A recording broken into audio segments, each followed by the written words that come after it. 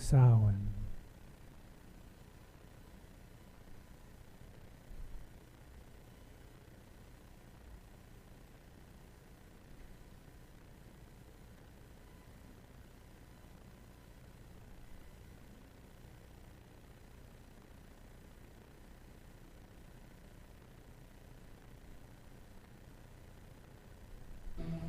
Welcome to a spooky special in Candlelit Tales.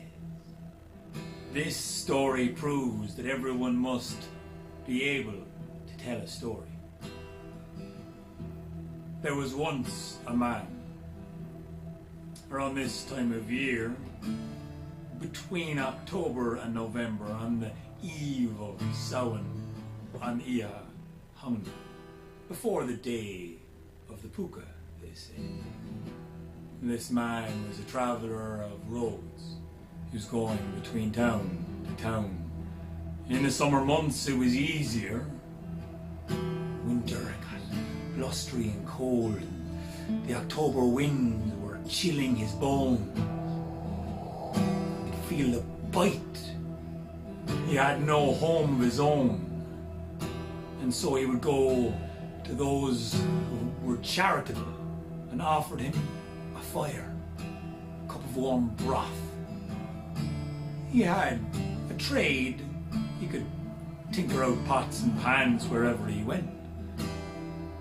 But in the darkness he couldn't do much. And this night was especially dark. The moon had vanished. Wasn't in the air. Behind clouds maybe, but it was especially dark this night. Now he knew the veil between this world and the next was at its thinnest. And he was not too happy to be out underneath the hawthorn tree. The landscape seemed ominous. But he saw a twinkling, a blinking of lights from a cottage nearby hillside, who beckoned with a crooked hand. The man entered the house and was welcomed by this. Tell us a story, will you? In exchange for some tea.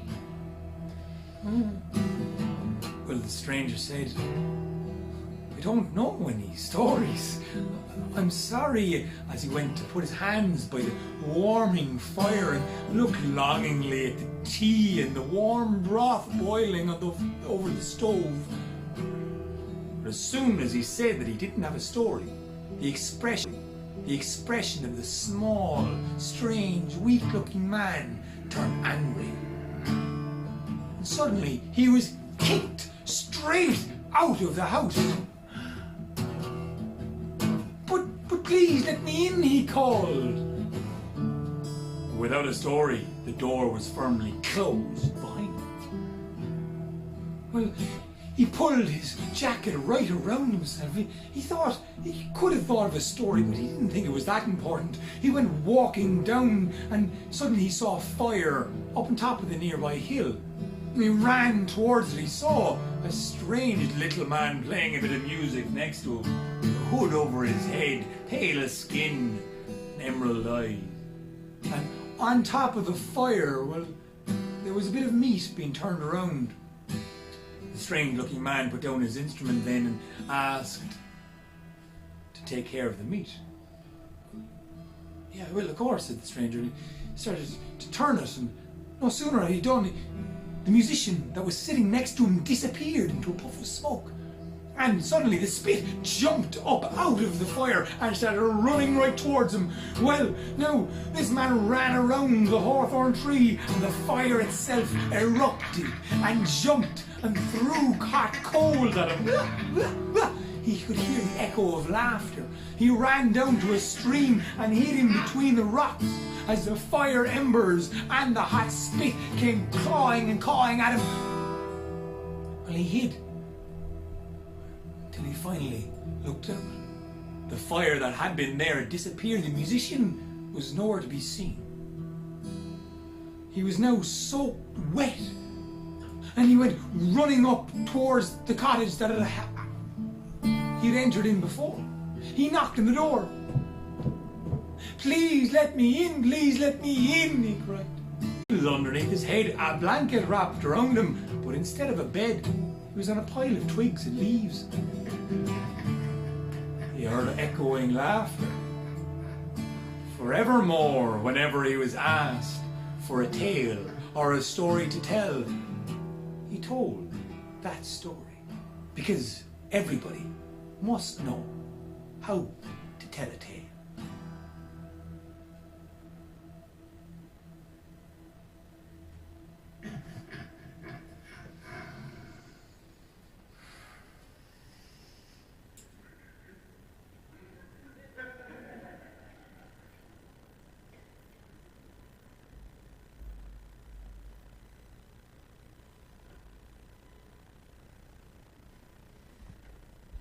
And now for our offering. For those of you who are watching our service online or anyone here who would like to use the QR code for your donation today, please take out your phone and point it at the QR code you see on your screen. It will open to our UU Miami donation page. Please make sure that you check whether this is a pledge to the church or a one-time donation so we can allocate your funds properly. Those of you who are present, there will also be a basket passed around for your donation today. Today, you'll have the opportunity to not only donate to us at UU Miami, but also to Chainless Change. Chainless Change serves those impacted by criminal justice involvement by offering basic resources, advocacy, peer support, mentorship, workforce development, housing, educational and vocational training, and scholarships. They are committed to reducing recidivism and strengthening the fabric of society through advocacy and support for individuals and families who are negatively impacted by the criminal justice system. This congregation is sacred to so many of us, a community of memory and of hope. Let there be an offering to sustain and strengthen this place and the work we do in the world, for we are now the keepers of the dream.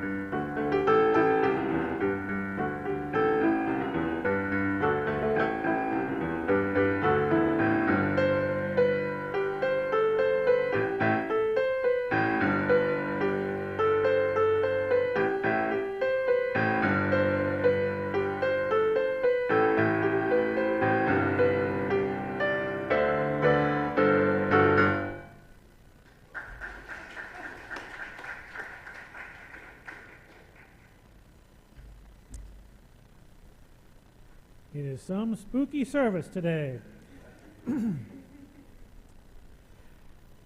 prayer or meditation words that you'll hear today were written by the Order of Bards, Ovates, and Druids, which is a worldwide group of over 30,000 members in 50 countries dedicated to practicing, teaching, and developing druidry.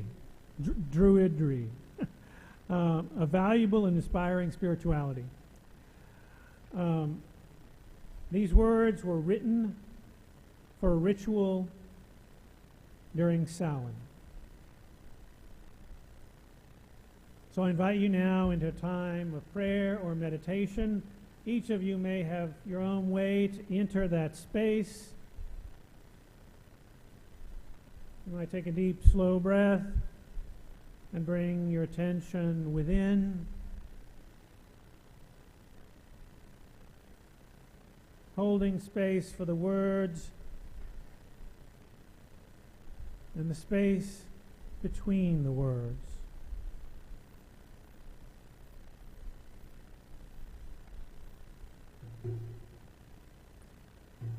Sit for a moment and listen to the heartbeat of the earth. Feel it beneath you. Feel how it connects you to all life.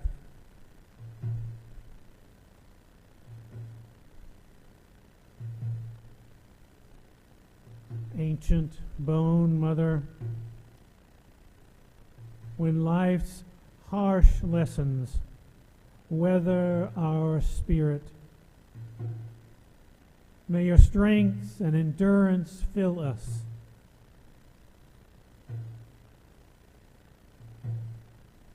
Rugged and timeless, may your wildness inspire journeys into the remote and lonely places of the soul. For it is here that we find you, your face bright in the darkness, a torch through the moonlit night. Your laughter is my sacred song of dark wisdom and mother wit. Crone of all-knowing, please bless our presence.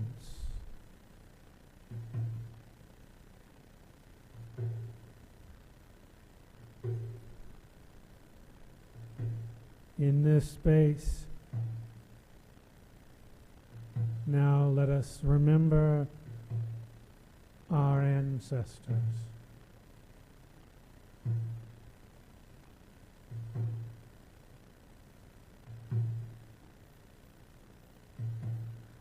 Remember us, you who are living. Restore us, renew us, speak for our silence. Continue our work. Bless the breath of life. Sing the hidden patterns. Weave the web of peace.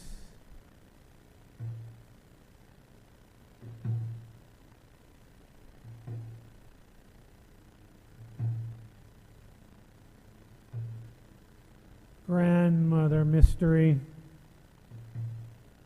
lovingly, tenderly transform and prepare us for our coming rebirth. Tend us in our grieving and our healing. Bring us rest and release, peace and wisdom, renewed strength and joy. Wise and ancient God, we thank you for your wisdom of seed and flower, of fruit and falling leaf.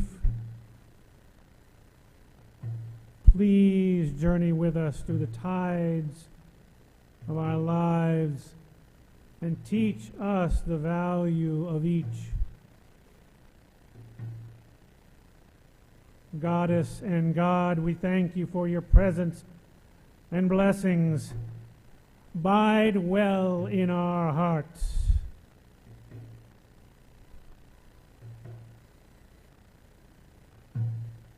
Blessed be.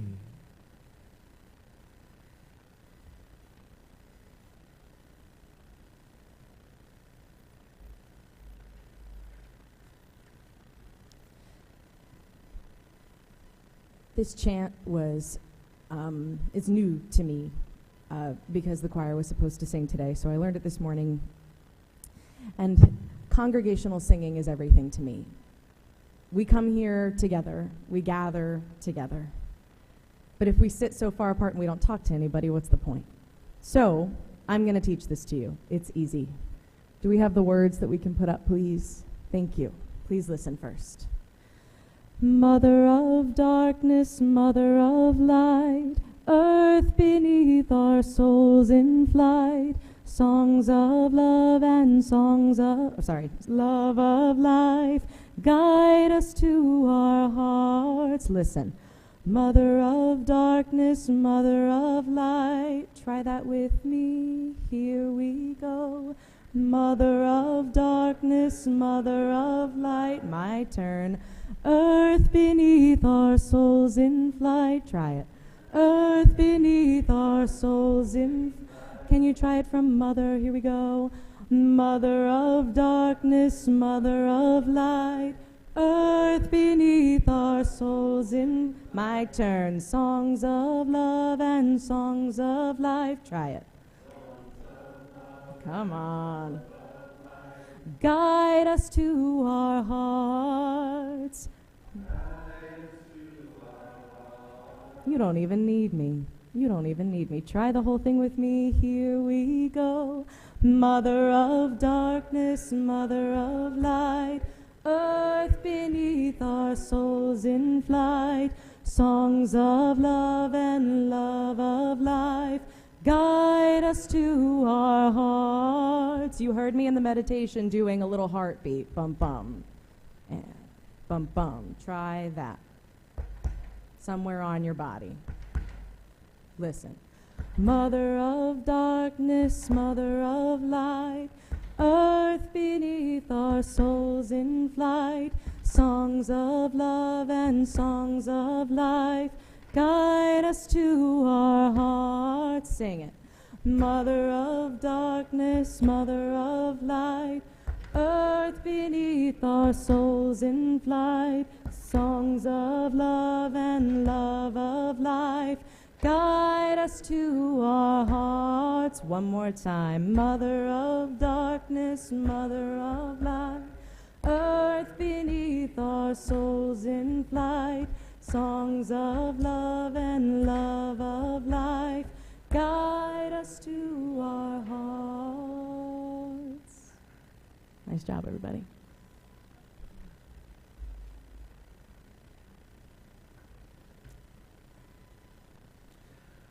Now, I want to introduce our two speakers today.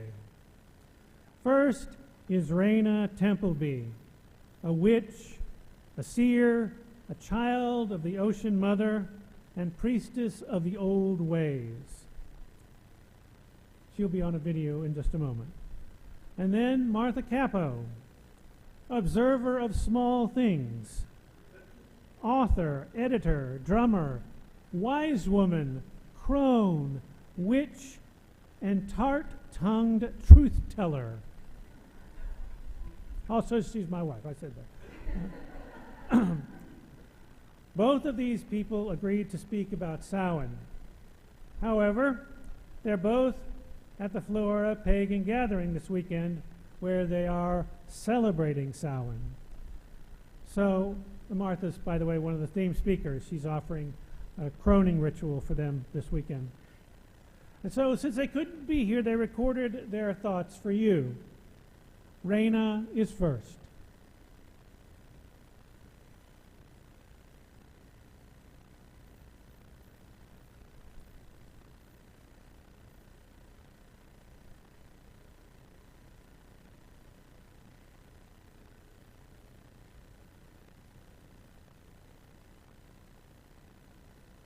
Hello everyone. Samhain for me, or what most people call Halloween, is very much focused on ancestors. And every year I put up an ancestor altar like this one, which takes the full space of my altar, permanent altar I have in a temple room. And it's a mixture of people who are biological relatives and relatives, spiritual relatives, and just people I admire. So my husband's family are on here also because they are part of my family and part of my children's family. So that's his grandmother and his brother who passed away. And this is my grandmother and his other grandparents. And then there's also people like, this is one of my first spiritual teachers, Lord Orion, and his wife, Lady Rowan, and then our very good friend who was in our spiritual group, Joyce, who passed too soon. My father has a place, of course, on here, but then so does Frida Kahlo, who's one of my favorite artists. And this is John Ringling and Mabel Ringling from a mural at the Ringling Museum where my father worked when I was growing up. And then we also have Sybil Leek, who is a very famous witch, wrote the first book that I read when I was seeking modern witchcraft. And this is my Uncle Dale, who was a beekeeper and helped me learn about bees when I was small. Now I'm a beekeeper. So it's a real mixture. I have the photos in pretty nice frames. The ones I got when I was started this practice 20, 30 years ago are a little bit less fancy than more recent ones. This is a quite fancy photo frame I'm very proud of. That's Aurora Lamar. She was a Cuban woman who founded the Lucumí or Santeria line that I study in Cuba in the 19th century. And I love that photo of her. And then there are other items as well which help connect me to them and then them to me. And that includes things like this cloth that's on the table, which to me is very Slavic.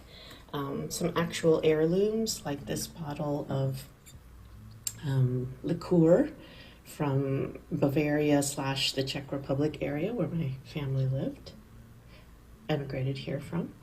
And chalice of water, which is one of the things that we really emphasize is a powerful way to connect with spirits of all kinds, but especially ancestors. Water draws them, helps them communicate, helps them feel nourished. We refresh it every day so it stays clean and clear, and it just provides kind of a nice spiritual connection with ancestors. And then right now there's some hot coffee on the altar, which is in a teacup that I inherited from one of my grandmothers. And then that will be refreshed also every day or so. And I'm also going to offer some food once I make it. So one of the things I like to do this time of year is make the favorite foods of some of these ancestors. And I had some really good cooks in my family. My grandmothers in particular were both excellent cooks. So I have their recipes and I like to make special things for them. And then I put one piece of the cake or whatever it is that they loved on the altar and leave it for a couple of days. And that's both just a sign of respect for them and then also an actual connection, an energetic connection between me and them. It's something I've learned from them and it's something I can offer back to them. So after that's been sitting on the altar for 3 days, I put it outside at the base of a tree that's in my backyard. And the natural world takes it from there. We don't eat the things that we've put on the ancestor altar because the dead have taken the spiritual potency of that food. Here's one sort of unusual ancestor you might have already noticed. That's a picture I chose. I don't know the name of this woman. She's a Seminole woman, but it's a historic photo taken not very far from where my house is. I live in Miami Springs, and there were Seminole camps here for hundreds of years, and so I want to honor the ancestors of the land as well. So for me, ancestor work is very centering, it's very grounding. It helps me feel like I'm part of a long lineage of people who are wonderful, and sometimes they weren't so wonderful. We all have our human flaws, but I feel connected, and that's an important thing these days. So I hope this has been interesting to you, and if you have any questions, I'm sure that you can reach out and I'd be happy to explain. So have a wonderful Samhain, and thank you for being interested.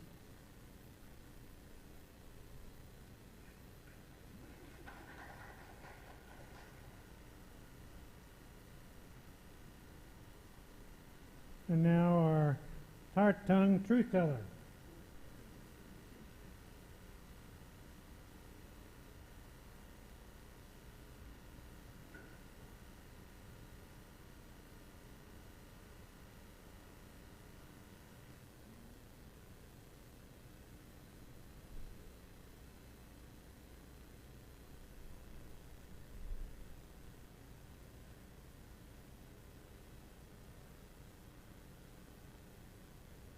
Hello, everyone. My name is Martha Kirby Capo, and for those of you who don't know me, I identify as a witch. And Tom has asked me to talk to you about Samhain and its meaning in the pagan and witch community. I'm not with you today because I'm headlining at Florida Pagan Gathering's Samhain Gathering. So, huzzah for me. I'm not going to go into a big review of the Pagan Wheel of the Year. I think if that's something that you're interested in, there are plenty of resources out there that can give you some good information. There's a lot of bad information out there too. But you can talk to me about that later whenever you kind of see me around if you want. This particular time of the year, you'll hear a lot of pagans and witches talking about the thinning of the veil. Samhain is the time when there's a lot of ancestor veneration. There is a general agreement across the pagan communities that during Samhain, it's a time when the common term you'll hear is the veil is thinner between the other world and this world. You'll see a lot of pagans who get together and will do ritual mute suppers where they will all eat in silence, and they have a place setting, much like you would have a place setting for Elijah. For that, the ancestor that they are venerating to come and be with them in during that mute supper. You can serve favorite meals, favorite desserts, favorite things that ancestor loved, drink that ancestor loved. But the idea is that you open yourself up to connection with your ancestors. And I want to talk about this a little bit because that's generally what's happening in the pagan community. But I've been talking about this in some presentations I've been making recently. And I feel like in the pagan community, there's like this expectation that whatever kind of connection that you're going to be able to make with your ancestors or with your beloved dead or with the other world is going to happen right on October 31st. And over the years, I have come to believe that that may not necessarily happen for everyone. It doesn't happen for me. October is, my sister died 5 years ago this October at age 59, unexpectedly for us. My grandmother was born October 26th, back in like the 1890s, somewhere along in there, 1903, something like that. So for me, since Laura's death, for me, the time when I feel the most connection with my beloved dead is from October 23rd through October 26th. My sister's death, my grandmother's birth. These were two women who really influenced who I am today. Although Laura was not my ancestor, but she was my younger sister. And it just, to me, Samhain has become a time when I really am thinking, I'm really sinking into trying to remember parts of those relationships that I had with each of them, that they had with each other, that all the three of us had together. Some of those are not very happy memories. But I feel like I need to really honor those memories. And I think there are plenty of us who have very strained relationships with some of our ancestors. And some of our ancestors were not very nice people. And so I think that's something to bear in mind if you're kind of dipping your toe in or wanting to sort of explore that you don't have to try to sink into your relationships with any ancestors that hurt you or who were just horrible people. You get to choose. You get to choose about that. For me, there's a real feel around this time of the year. The seasons are changing, even down here in Florida. It's the end of hurricane season. This year we got a cold front, which huzzah for that. And I think that that's something that happens around the world. Like if you're in the southern hemisphere, springtime is about to come. So there's a real shift in the seasons. And I think that those of us who are connected with earth energies and with energy around us, we're sensitive to that. And I don't think it's any kind of like, hocus pocus, harem scarum, woo woo thing that happens around Samhain. I think it's a time for deep reflection. Who are you? Where are you on your journey? Of the goals that you set for yourself, where are you on track with that? It's also known as the Witch's New Year, and so there's a lot of sort of like celebration that's associated with that. But I think another part of a new year is that you really do look back and take stock, and then forgive yourself, I think, for where you fell short. Applaud yourself for where you really knocked it out of the park. And I would say plant some seeds for your future, and that you could do that all the way across with Samhain, Yule, and then Imbolc. There's a whole gestating kind of sense to these, my friend Jason calls them ember months, September, October, November, December, where you really have an opportunity to change your pace spiritually, whether or not you do like in your work life or your home life. And use this season as a time of introspection. And that, I guess, is what Samhain has become for me. I mean, it's fun to get all dressed up. I'll be getting dressed up, up at wherever I am, Camp Kiwanis. There's a big ritual that we'll be doing. But it's not all about dress up and play clothes. It's not cosplay. There's a deeply spiritual component, I think, to Samhain that I think people on the outside looking in may not necessarily be aware of. But those of us who are really walking our path with integrity, intention, and authenticity, I would say this is a dark time, but not dark like sorrow or depression. Although if you have seasonal affect disorder, it's something completely different. But I would say it's a time to turn in towards yourself, to really again sink into those connections that you've had either with ancestors that are blood ancestors or ancestors of your faith. If there's a particular, like Scott Cunningham is a big ancestor for me in my faith walk.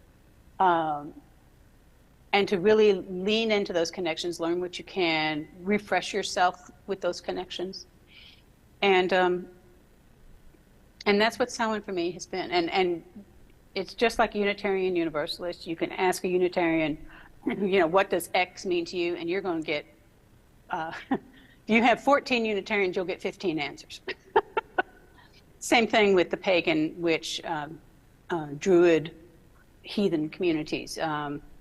Everybody's got their own take on it, and it doesn't disavow or disallow anybody's interpretation.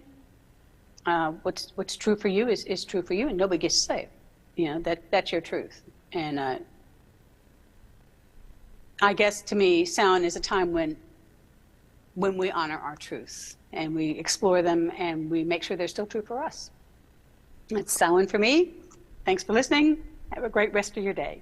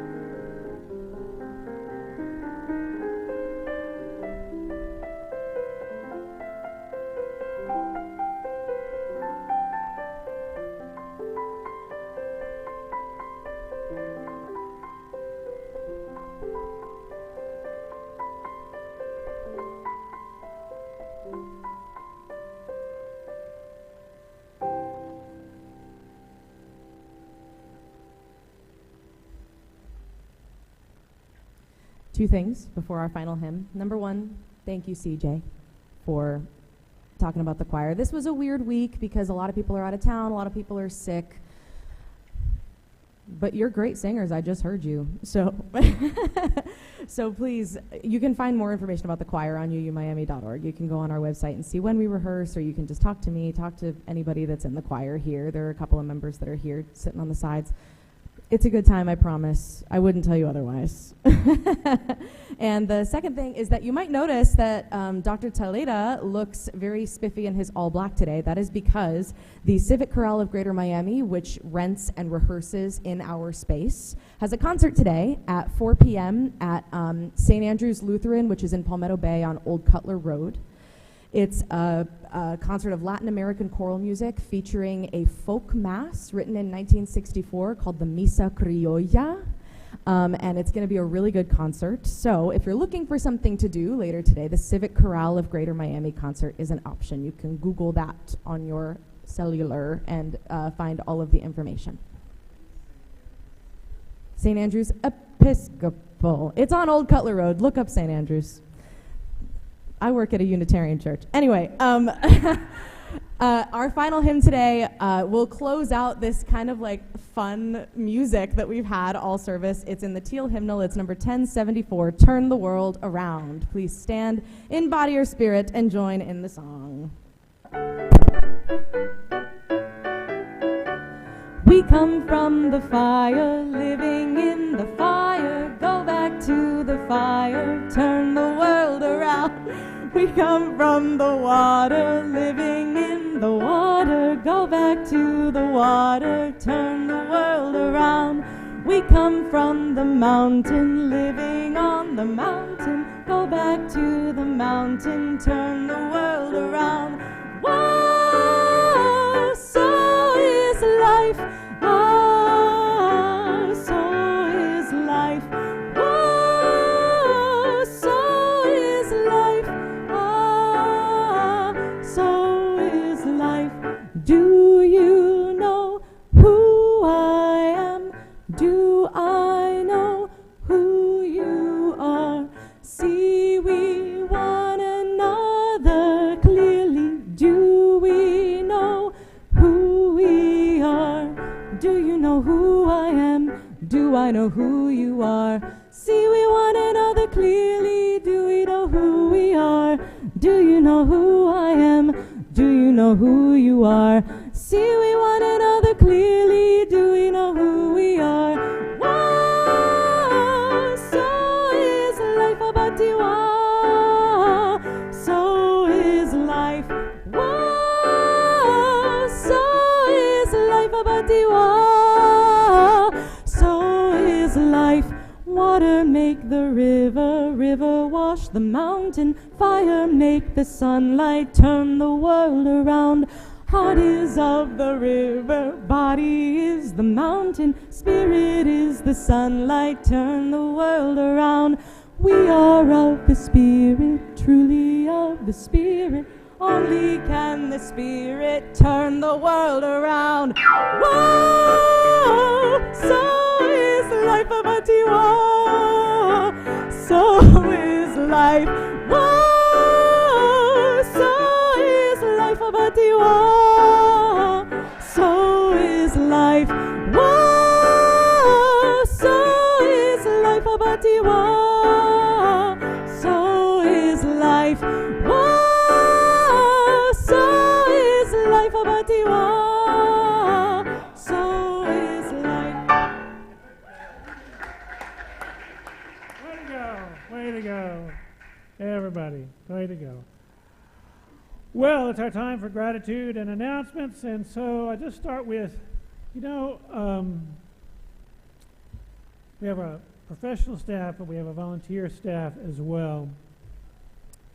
Our volunteer staff is back there making lunch for us. Our volunteer staff, got our plates out to collect the offering. Our volunteer staff greeted you when you came in this morning. Our volunteer staff is our board and our committees and all the people that make things happen here. So they deserve our gratitude, great gratitude.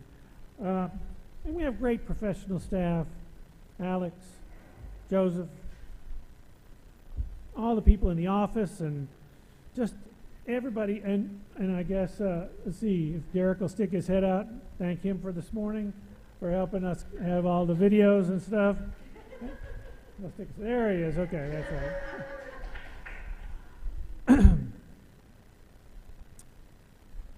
I invite you to please look in your newsletter and weekly email and keep up with what's going on around here. Always something interesting and fun, and hope you'll try to attend more than Sunday.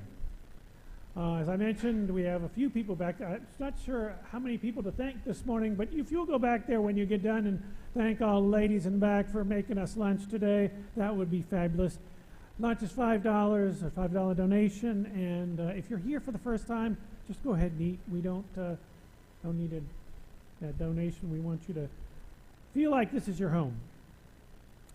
After lunch today is Musar, the Values Exploration class. Everyone's invited. It's in the Emerson room across the breezeway. The Musar movement is a Jewish ethical, educational, and cultural movement developed in 19th century Lithuania. Musar is a practical and inspiring Jewish spiritual tradition to foster life with greater meaning and enhanced exploration of values.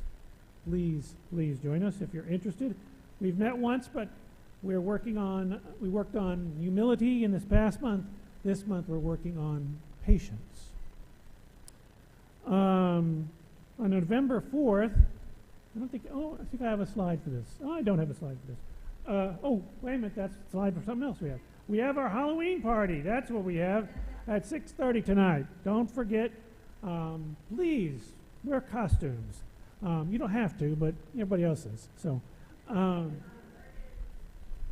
the next slide should be, let's see what it is. I'm curious. There we go. Next week we're going to be going to the Greater Miami Islamic Center. We were going to go this Saturday, but the imam, his daughter, had an emergency and he had to go see her. So we're going to go on this Saturday at noon. So we'll have carpooling from here, and then you can also meet us there.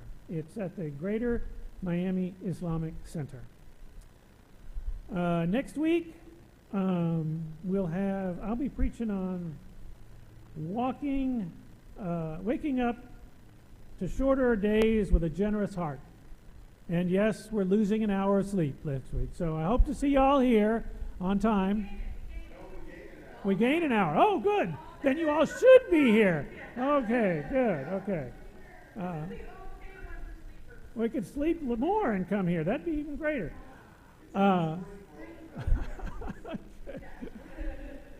So I'm going to talk about shorter days and generous heart. And after that, we'll have a social justice committee meeting. We'll have a special speaker. The Kendall branch of the Miami-Dade police officers will be here to talk to us about safety on campus, and they'll answer any of your questions about safety and safe protocols. It'll be in the Emerson room and online. So please come and meet the police officers that keep us safe around here. And then after that same day at 3 p.m., we'll join the groups from all over Miami at the Unity March Against Hate. I'm happy to carpool down there. We're just going to come from here and go down, start at the Freedom Tower and walk to the Underline. In this country where there's so many attacks, anti-Semitism, Islamophobia, they're just rampant right now. I have to tell you that I'm having trouble reaching out to my Islamic friends because they're just so afraid. I hope that we'll see some of them there, but I want to tell you that we have many other faith communities who will show, and we will speak about them and speak to them while we're there, letting them know that we care and they are safe with us. So I hope you'll join me, and we'll have some music by Guns Over Guitars. Oops. And that was okay. It's all right. They didn't spill anything. It's all good. So I'm going to give us some closing words, and then we're going to go back and see if we can help them out. This is a Samhain blessing. This time of year, we share a harvest bounty and know deep in our hearts the past must be cleansed away for the future to start. The veil is at its thinnest. We walk between the worlds. Diviners bring their instruments and mysteries become unfurled. And now, with the witching hour upon us, we share a blessed circle with our loved ones and our friends. Blessed to the guardians, to the deities, and more still, blessed to you. Blessed be. Let the harvest in your heart be filled. Amen. Joseph? Oh, wait a minute. Please stand.